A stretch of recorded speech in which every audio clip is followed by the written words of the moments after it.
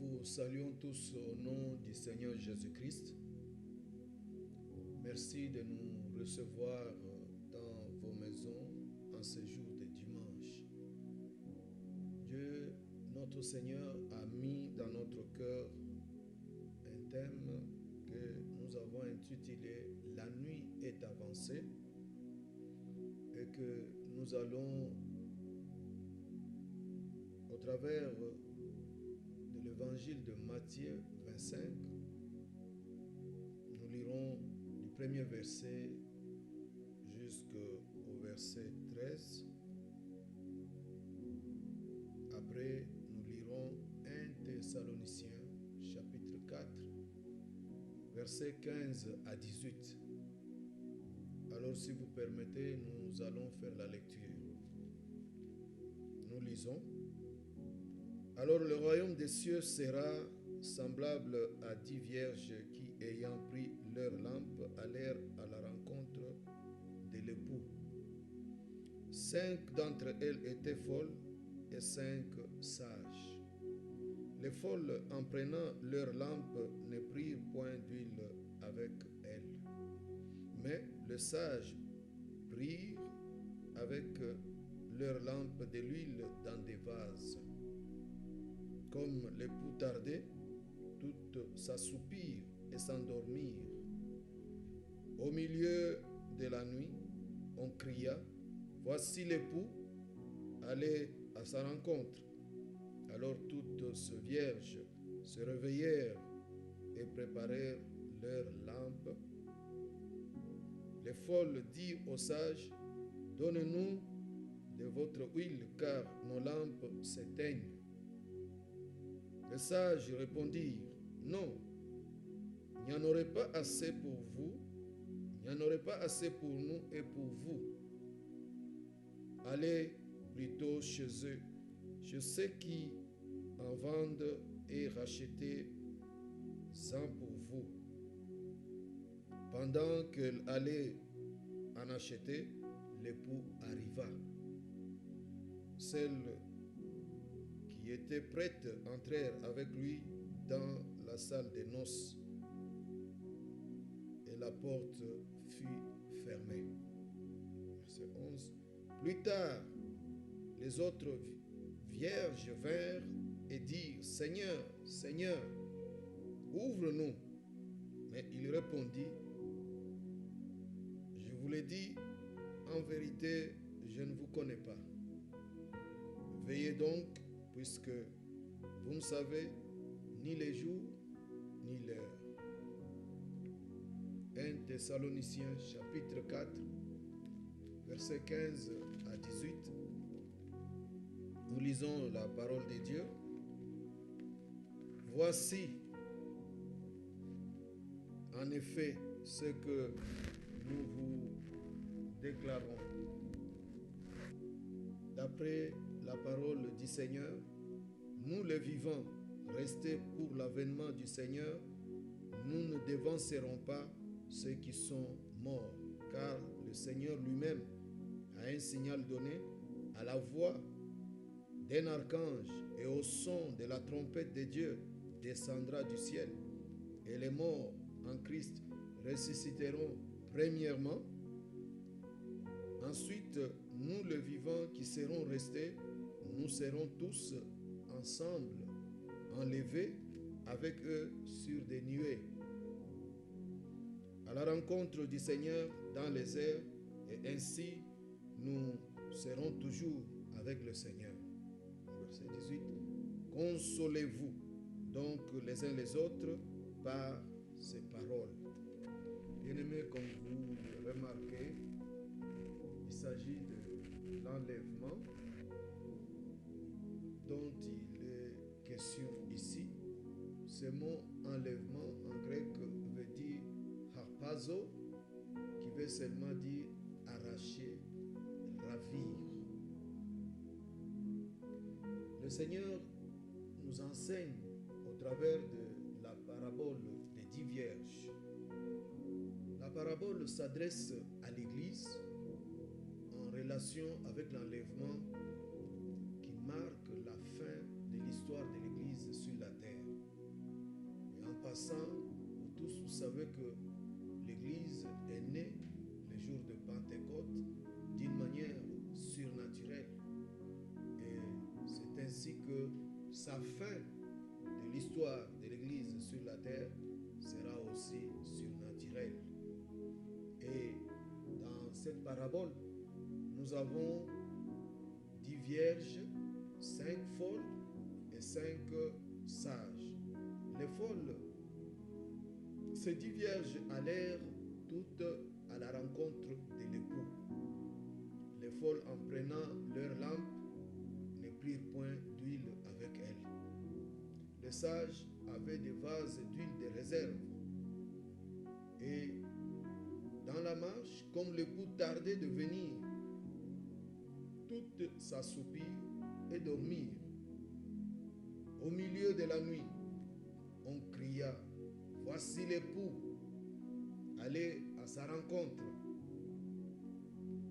Les folles dirent aux sages, « Donnez-nous de votre huile, car nos lampes s'éteignent. » Les sages répondirent, « Non, il n'y en aurait pas assez pour nous et pour vous. » C'est pour dire qu'un homme ne peut pas te donner le Saint-Esprit, parce que l'huile est l'image du Saint-Esprit.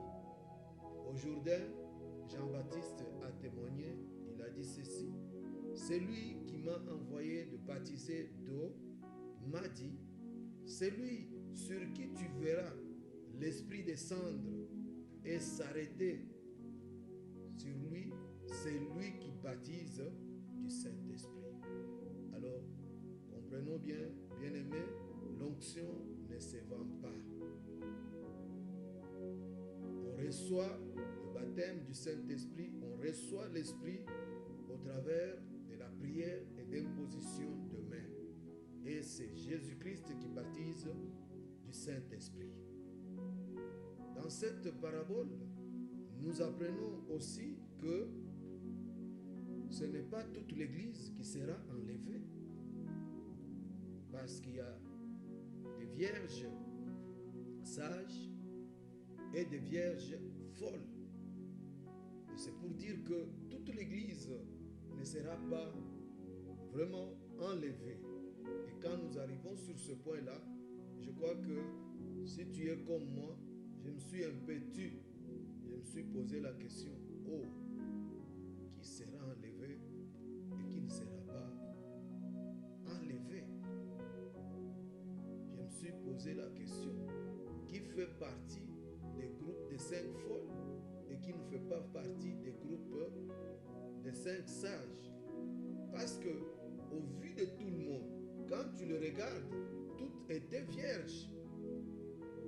Donc, on ne pouvait pas distinguer où est la vierge, où est le sage, où est celle qui est folle. Elle était toute vierge. Et maintenant, ce qui nous interpelle aujourd'hui, c'est ce temps que nous sommes en train de passer de la pandémie, où nous remarquons réellement que cette pandémie a fait assoupir beaucoup de chrétiens. De la même façon que eux aussi, à cette époque de l'attente du retour de l'époux, cela a semblé durer. Cela a semblé prendre du temps. Quels ont été nos sentiments pendant tout ce temps de pandémie? Combien de gens se sont impatientés? Combien de gens se sont refroidis? Combien de gens se sont rétrogradés? Combien de gens ont vu la flamme du Saint-Esprit s'étouffer? Plusieurs ont fait naufrage par rapport à la foi. Au lieu que ce temps nous amène tous à discerner que le temps nous sommes nous encore le matin? Sommes-nous à midi ou nous sommes le soir? regardons l'exemple de l'apôtre Paul. Lui, il dit que la nuit est avancée. La nuit est avancée. Le Seigneur même nous a avertis pour dire que quand ces choses commenceront à arriver, redressez-vous et levez vos têtes parce que votre délivrance approche. Prenez garde à vous. Prenez garde à vous-même, de crainte que vos cœurs ne s'apaisantissent pas par les excès du manger et du boire et par les soucis de la vie. Veillez donc et priez en tout temps afin que vous ayez la force d'échapper à toutes ces choses qui arriveront et que nous puissions en ces jours-là paraître debout devant le Fils de l'homme. L'apôtre Paul dit que la nuit est avancée, mais les jours approchent. Il croyait au retour imminent du Seigneur qui viendrait enlever l'Église. À tout moment, l'apôtre Paul s'attendait que l'Église va être enlevée d'un moment à l'autre. Il pensait que sa propre génération vivra même l'enlèvement. Et c'est pourquoi ils étaient actifs dans l'attente du retour du Seigneur. Ils étaient actifs dans l'attente du retour du Seigneur. Qu'en est-il de toi, ma soeur? Qu'en est-il de toi, mon frère? Qu'en est-il de l'Église de Christ aujourd'hui pour l'attente du retour imminent du Seigneur?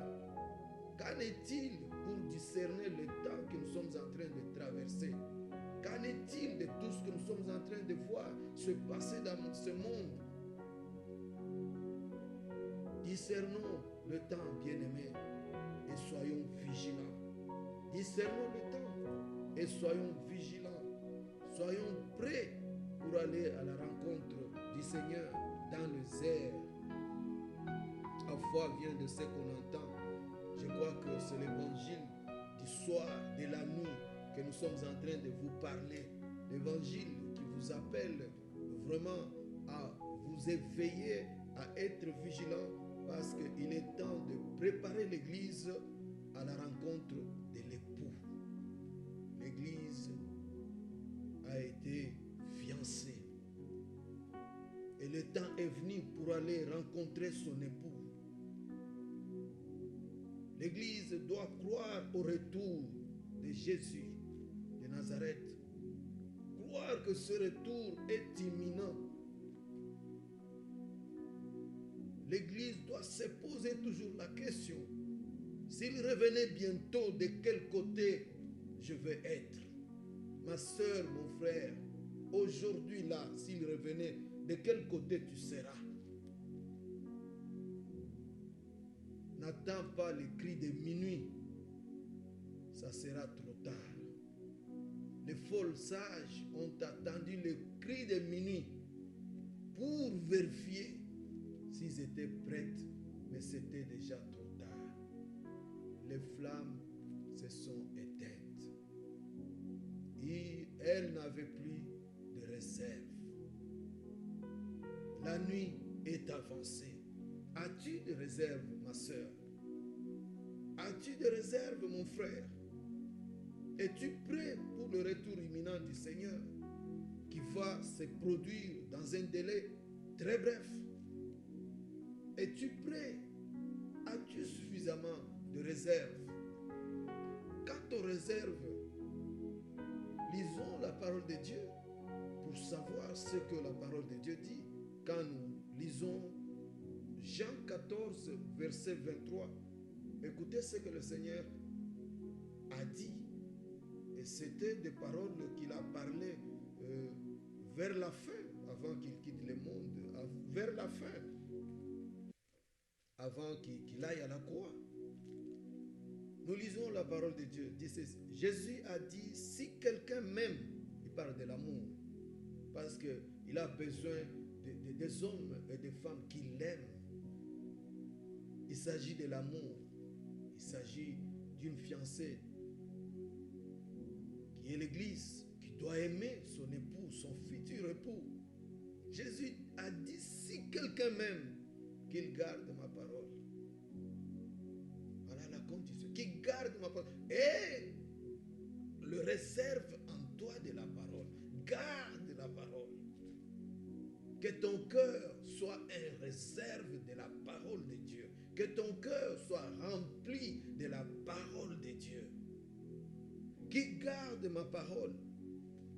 Et si tu gardes ma parole, conséquence, mon Père t'aimera. Encore, nous viendrons à toi. Nous ferons notre demeure chez toi. Quelle promesse! Quelle promesse! C'est tellement merveilleux. Tu gardes la parole. Tu gardes la parole. Et si tu as cette parole qui habite en toi abondamment, cette parole là-bas va te permettre que ton intelligence soit renouvelée. Cette parole te permettra à ne point être conforme au siècle présent. Tu ne le ressembleras pas. Cette parole te permettra d'être vigilant et actif à l'attente du retour du Seigneur. Et ce qui nous touche est que Dieu que nous servons, celui qui nous a donné cette parole et qui nous a avertis de son retour, c'est un Dieu fidèle de génération en génération. Et nous pouvons un peu lire quelques paroles pour que vous compreniez, pour que nous puissions vraiment contempler la fidélité dans les générations de celui qui nous a parlé et pour que tu puisses vraiment sentir, prendre à cœur les paroles qui sortent de la bouche de notre Père. Lisons Genèse 26, le commencement de l'histoire, ce livre du commencement. Nous lisons au verset 24, Genèse 26, verset 24. Et l'Éternel lui apparut cette nuit-là. Donc, il apparut à qui? À Isaac.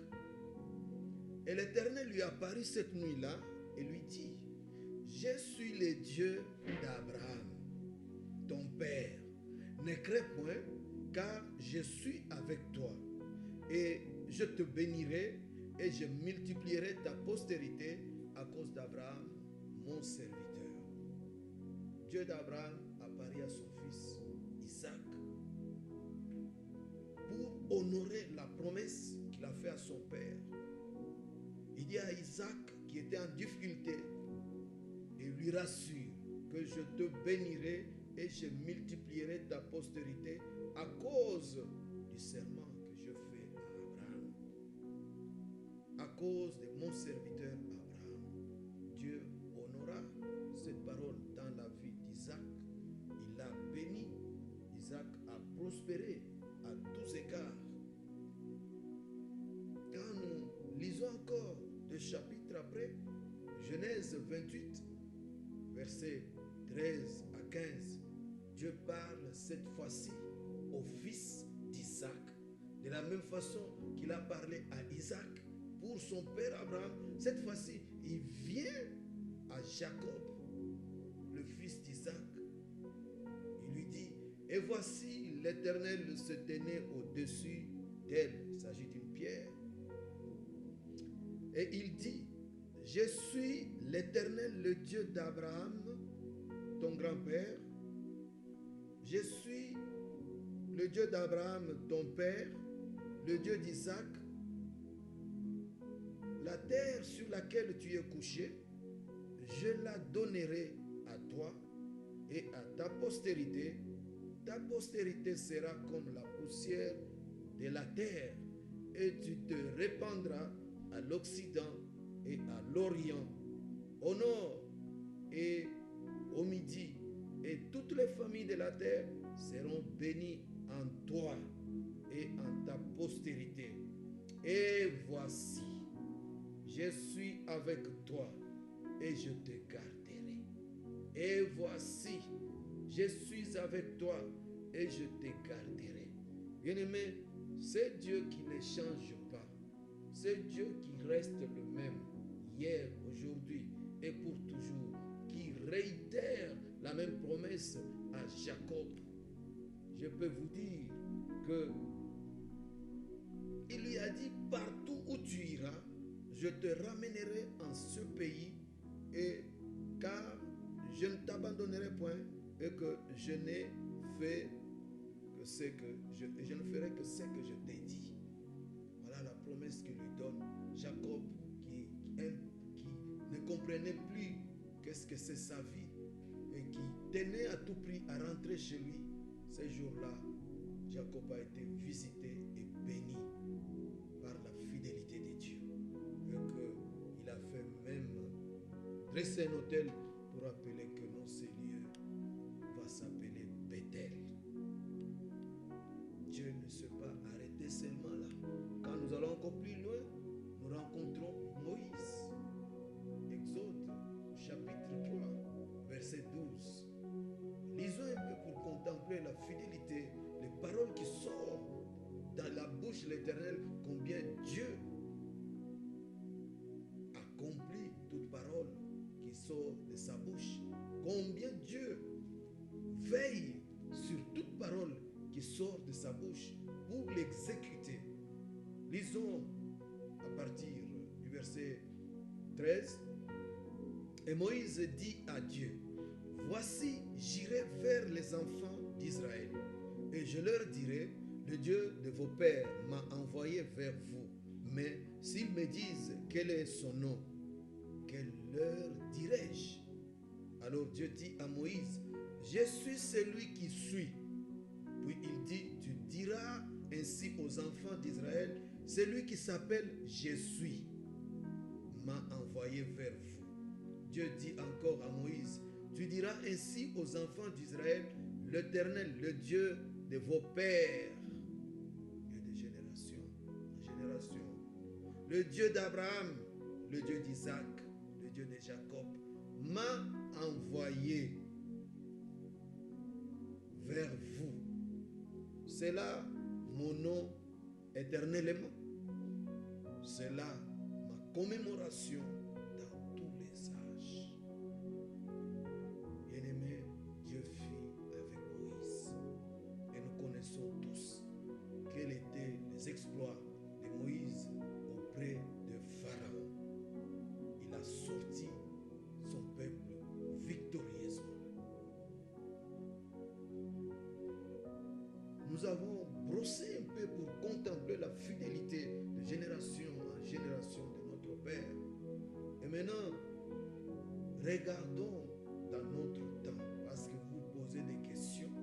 Oui, ça c'était dans l'Ancien Testament. Qu'en est-il du Nouveau Testament? Qu'en est-il de l'Église aujourd'hui? Bien-aimé, il a dit qu'il est resté le même hier, aujourd'hui et pour toujours, et qu'il ne changera pas. Oui, je peux vous garantir qu'il n'a pas changé. Les mêmes promesses qu'il a fait dans l'Ancien Testament, il l'a fait aussi à notre époque, il l'a fait aussi à l'Église.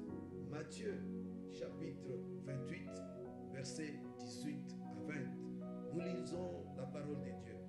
Jésus s'étant approché, leur parla ainsi. Tout pouvoir m'a été donné dans le ciel et sur la terre. Allez, faites de toutes les nations des disciples, le baptisant au nom du Père, du Fils et du Saint-Esprit, et enseignez-leur à observer tout ce que je vous ai prescrit. Et voici, je suis avec vous tous les jours jusqu'à la fin du monde.